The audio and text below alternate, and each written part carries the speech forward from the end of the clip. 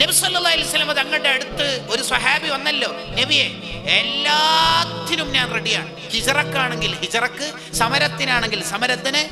ഞാൻ വീട്ടിൽ നിന്ന് ഇങ്ങനെ ഇറങ്ങി വരുന്നതുകൊണ്ട് എൻ്റെ വേർപാട് ഓർത്തിട്ട് എൻ്റെ ഉപ്പിമ്മി കരയാണ്, അത്രയും ത്യാഗം സഹിച്ചിട്ടാണ് ഞാൻ വരുന്നത് എന്ന് പറഞ്ഞപ്പോ നബി സല്ലല്ലാഹു അലൈഹി വസല്ലം തങ്ങൾ ആ സ്വഹാബിനോട് എന്താ പറഞ്ഞത്? അൽഹിഖുഹുമാ കമാ അബ്കൈതഹുമാ. കരീപിച്ചിട്ടാ വരുന്നത്, ചിരിപ്പിച്ചിട്ട് വരി, ചിരിപ്പിച്ചിട്ട് വരി. എന്നിട്ട് മോനെ അത് മതി, അത് മതി, എന്നിട്ട് മതി. ഈ ദഅവത്തൊക്കെ ഉമ്മാക്ക് മരുന്ന് വാങ്ങാൻ സമയമില്ലാതെ മീറ്റിങ്ങിനൊന്നും വരേണ്ട ആവശ്യമൊന്നും സംഘടന നമ്മളോട് പറയുന്നില്ല. ഉമ്മ ഉപ്പ പരിഗണിക്കണം. ഏത് ലൈലത്തുൽ ഖദർ ആയാലും ബറാഅത്ത് രാവായാലും ദുആഇന് ഉത്തരം കിട്ടാത്ത ഒരു മനുഷ്യനാരാ? ആരാ? കുടുംബബന്ധം മുറിക്കുന്ന ആളാ. ഹദീസിൽ 100 കൊല്ലം ഇപ്പുറത്തുനിന്ന്, 500 കൊല്ലം ഇപ്പുറത്തുനിന്ന്, 1000 കൊല്ലം ഇപ്പുറത്തുനിന്ന് വാസന കിട്ടുന്ന വീടാണ് സ്വർഗം എന്ന് വിശേഷിപ്പിക്കപ്പെട്ടിട്ടുണ്ട്. ഇത് 3 ഹദീസിൽ വന്നിട്ടുണ്ട്.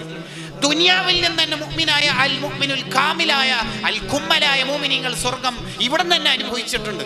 ഉഹദിന്റെ ചരിത്ര ആമുഖത്തിൽ നിങ്ങൾ കേട്ടിട്ടുണ്ടാകും. എന്നാൽ സ്വർഗത്തിൽ എത്തൽ പോയിട്ട് വാസന പോലും കിട്ടാത്തവർ ഖാത്തിഉർ റഹീം, കുടുംബബന്ധം മുറിക്കുന്നവർ. കുടുംബബന്ധം മുറിച്ച ഒരാൾ സദസ്സിലുണ്ടെങ്കിൽ അയാളുടെ ദുആ അല്ല, അയാളുള്ള സദസ്സിന് തന്നെ ഇജാബത്തില്ല. ഇന്നല്ലാഹ ലാ യർഹമു ഖൗമൻ ഫീഹിം ഖാത്തിഉർ റഹീം. കുടുംബബന്ധം മുറിച്ച ഒരാൾ സദസ്സിലുണ്ടെങ്കിൽ ആ സദസ്സിന്റെ ദുആ സ്വീകരിക്കൂല.